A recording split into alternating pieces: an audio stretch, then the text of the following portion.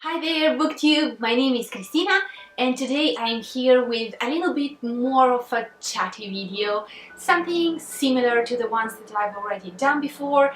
This one will deal with travels and readers. Today's video gonna be about the reader's guide to plane flight. And I'm sorry for the rhyme, it wasn't intended, it just happened like that. And it's a video that follows a little bit the previous ones. I will link them down below in the description box about travels and books and how to choose a book if you need to travel somewhere. Just this time I would like to focus a little bit more on what a reader can do when he or she needs to catch a flight and to reach wherever destination. The first thing, very important, that I just discovered and I need to tell you so that you won't make my same mistake is that if you have a toothache, please don't fly if you can, because it will get so much worse. I don't know why. My dentist said to me that everything will be alright, but when we reached a certain height with the flight, it hurt so bad. I cannot describe it, and it lasted just for the time during which we were flying at that certain height, because when we went down it disappeared, and then when I got the next flight it reappeared again. So I don't know what it is, but if you have a toothache, don't fly if you can. Really, trust me, don't do it. This silly thing apart, this video is about what a reader can do while he or she flies. And the first thing, of course, is that usually we choose a book to take with us. One or more books, it all depends. And about that I already talked in a previous video down below. So the thing that I wanted to stress out a little bit more this time is that usually you may take with you a physical copy or an e-reader. It doesn't matter when you travel normally, but with flights it's a little bit more complicated, because until some years ago you were basically forced to take with you the physical copy of a book, because it was safer, because the crew on the plane was very strict and they made you turn off every kind of technological device that you may have, being it a laptop, an iPod, a phone, an ebook reader, everything electronical needed to be turned off. So I kept that kind of habit, so I always bring with me at least one physical copy in the cabin. Of course, I may bring something else into my suitcase, but in the cabin with me, in my backpack or in my bag, I always take with me at least one physical book. But right now I noticed that the rules are less strict as far as this matter is concerned. So this time I tried to read from my e-reader from the very beginning of the flight until the very end of it, and nobody came to me saying to turn it off or something like that. They didn't even check if I was using the flight mode or something like that. They simply didn't care. And I took 4 different flights because I needed to take 2 planes to reach Riga and then 2 planes to get back. So I had a couple of chances to check out this thing, and from my experience I may say that right now they're not so strict, and so if you want to bring with you an ebook reader, you actually can. Of course, I suggest you to try it out for the first time, so just to see and bring with you a physical copy and an ebook reader, and if your flight company is okay with an ebook reader, then you're safe and you may bring just that one because it's lighter and it's just easier to use and you don't have to worry about wrinkling pages or ruining the cover or something like that. So this is something that I just recently discovered. You may read actually ebook readers on your flight without basically any kind of problem. The second piece of information that I wanted to share with you is that you actually need to bring a book with you from your starting point or your final destination. It really doesn't matter. The important thing is that you don't rely on the bookshop in an airport, because I just recently discovered that even if you're fluent in English and you may read books in English, and English is considered to be this kind of an international language right now, even in the international airports, it's not so usual to find books in English, and it's strange, but apparently it's a thing. I've been into different airports this time, and neither of them had books in English, or better, they had some newspapers, probably some magazines, and something like 20 books probably in English, but it's not enough. They're not always interesting books. So yeah, my piece of advice is just to take a book with you from wherever you're starting or ending your journey, and don't rely on books in airports, because you won't find them there, not always at least. The third point is what to do when you actually cannot read in a plane, because there is a lot of people out there that are not able to read in moving kind of vehicles of whatever kind, so they're not able to read in planes too. Moreover, planes are sometimes frightening for someone, so to read is just something that adds up to the whole uncomfortable feeling. So what solution you may adopt in that case? Well, one thing that you may definitely try out is audiobooks. They are actually perfect for this kind of situation, because you may bring as many as the memory of your iPad or your phone may keep inside of it. So this is a plus. The other plus is the weight, because it doesn't add any kilos or anything else to your baggage. And the third very important thing is that it's actually perfectly soothing and it helps you to sleep. So if you're afraid to fly,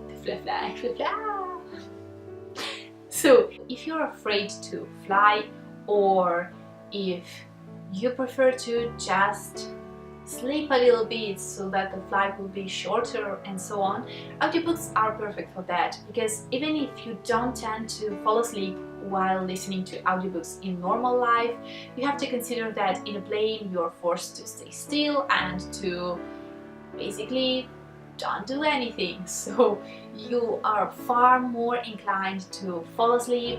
And if you put your headphones on, you won't hear any kind of sound, so you may just close your eyes and pretend that you're on your bed and you're just, or your armchair, that's better, armchair because you're seated, and just to fall asleep while listening to a nice story. So audiobooks could be a really great solution for this kind of problem. But what else a reader can do on a flight if he's not reading a physical or a digital copy of a book, or if he's not listening to an audiobook? Well, you still have some options. So the first one is, if you are a booktuber, you may write down your video ideas. And if you are a reviewer, a blogger, you may take your time and write down a review.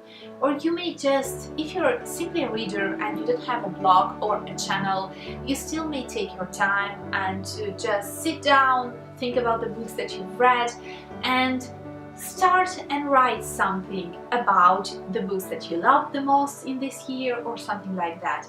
It's always useful to keep track of the books that you're reading, and it could be just a nice kind of activity to do, because in a plane you actually have a lot of time by yourself, and we are not used to have this kind of time in which we may focus at 100%, because we need to sit still, we cannot speak too loudly, we cannot move around, and we're just there by ourselves with our thoughts, and it's just perfect in order to create new ideas, in order to keep track of the things that we've done.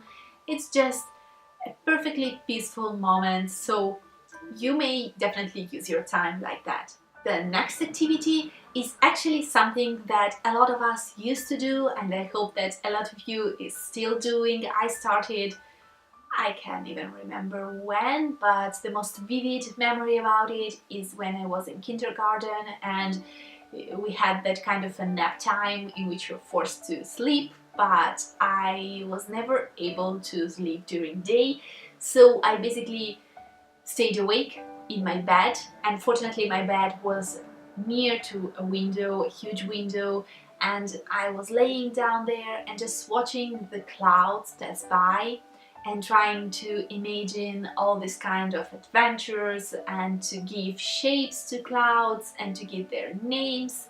This is a perfect activity to do on a plane actually, and if you're a reader you have that huge plus, which is your imagination, and while you're flying, if it's day or early morning or sunset, you're actually able to see a lot of clouds from a lot of different directions, and you may see them so well that you just may spend hours trying to imagine and shapeshift them and just try and figure out which shape is this one and which shape is that one, and what if they meet, what if they collide, and just a lot of things that I believe that all of us used to do when we were children. So it's fun, it's nice, and it's a great exercise for your imagination. The next thing that I actually enjoy doing a lot while I'm flying, and when you're not at a very high point of your flight, but when you're landing or when you're taking off, is to look down at the cities, at the countryside, and imagine this kind of Insta stories for each and every house that you may see. You just imagine a moment in the life of somebody who probably lives there. It could be, I don't know, anything.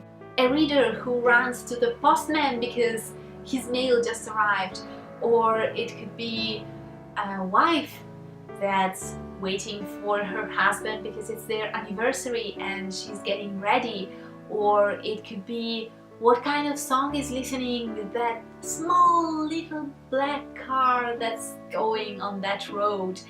Everything, but it takes a little bit of imagination, and if you're doing it you really may lose track of time, so this is a nice activity that I love doing while flying. And the last thing that I love doing, and that I hope that you may do too when you fly, is to imagine epic fantasy battles, because when you're flying you often see the countryside and the woods, and you see all the land like if it's a map in front of you, so you may see all the borders and the rivers and everything. So you have the possibility to actually try and guess how that kind of border was formed and what kind of battle happened on that field so that right now it has this rectangular shape, or what happened down there and why the river is taking that kind of course instead of that other kind of course.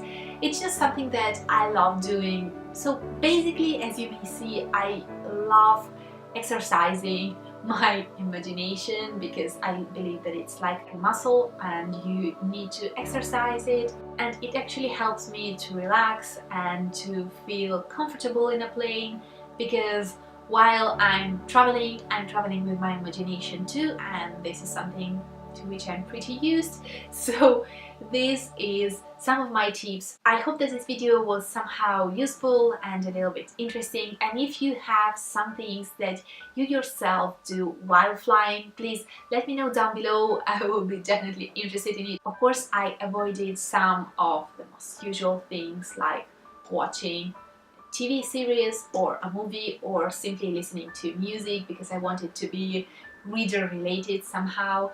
But just let me know down below what you're used to do while you're flying, and if it happens to you frequently to fly, or if you're very afraid of flights and you prefer to use other means of transportation. And thank you so much for watching, and I will see you very, very soon. Bye! Ciao!